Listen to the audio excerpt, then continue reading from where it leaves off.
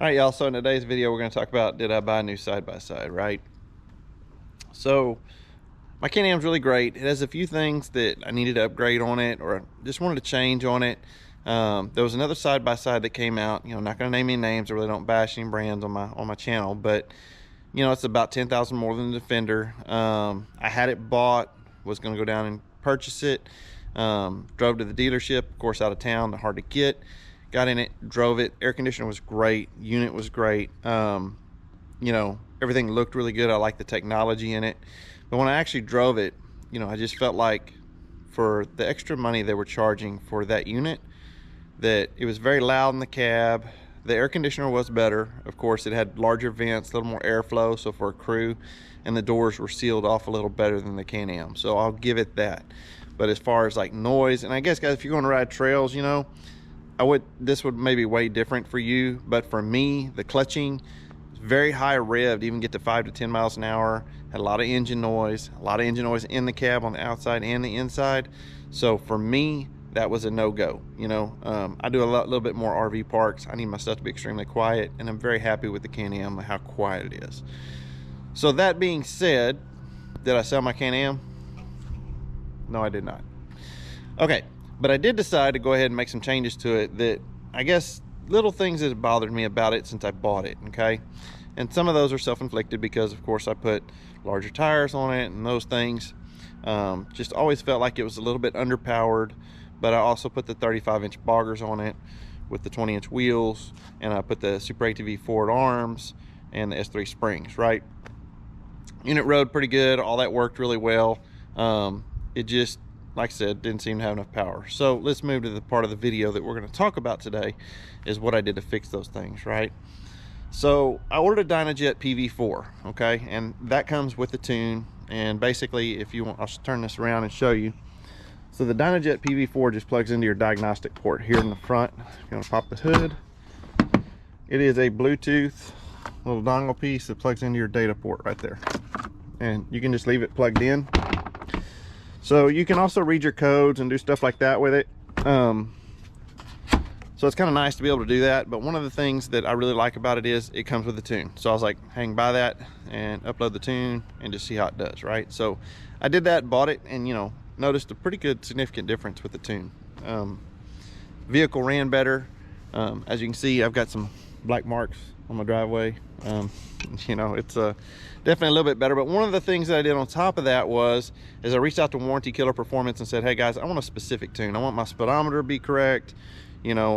What's done to the vehicle, mine's pretty much all stock on the engine. Nothing really to change there besides the speedometer. It has an EPI mutter clutch, and give them all those details, and then they specifically build you a tune exactly for what you have. And when you have that Dynojet, it automatically, they upload it into your file. So you just take your phone and you can flash the tunes from my iPhone, which is really good. So got that done. And then also want to give a shout out to Silverback Garage here in Victoria, Texas.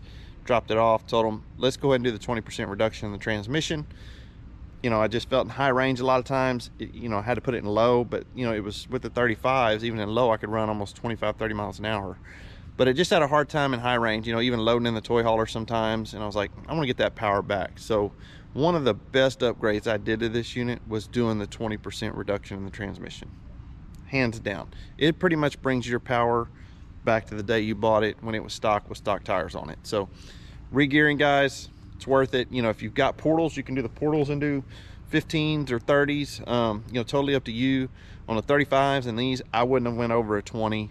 I give up a little bit of top end, maybe 5 to 10 miles an hour, not much, but it is a fun machine to drive. Again, going around corners, man, you can just punch it and it will spin the back tires around. This thing will do donuts on pavement with the tune and the reduction. So 100%, that's something that I would look into. And they basically just pull the transmission out, they change that gear. You can get that from Super ATV. It's a real easy thing. But anyway, with the tune and that upgraded, I am really happy with how the unit runs now and how it performs, and how quiet it is. I mean, y'all know these Can-Ams are just super quiet.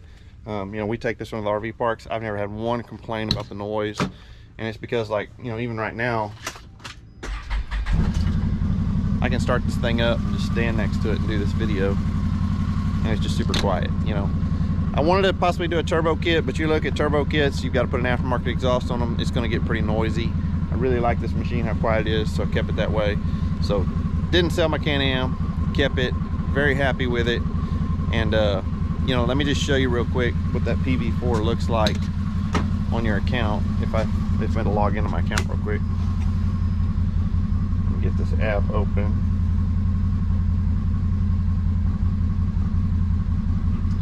Okay, so when you log in, it's gonna have your VIN and all that information on here. As long as your Bluetooth's on, we're gonna hit scan. There it is, my PV4 comes up. And there's the tune I'm running right there. You can go to your tunes here. If you want to flash it back to stock, you can do that. See, this is the tune with all the custom information I gave them for mine. And then here's the stock file. Here's the Dynojet tune. You can just hit that little button. It'll flash it back.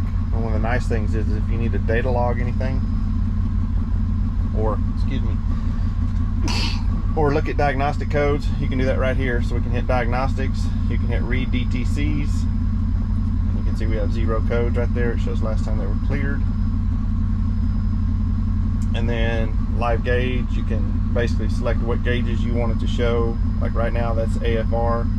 You can record it. And then it also does data logging for your tuners if you want to do a data log and send it back to your tuners and show them what's going on with the unit. So anyway, PV4 works really good. I've been very happy with that. So anyway, I'll say thanks for watching the video today. If it helped you any make your decisions, 20% reduction in a tune wakes these things up significantly. So if you're hesitant about that, maybe you need to go ahead and get it done. But if the video helped you, please hit that like, please subscribe. We'll catch you on the next video.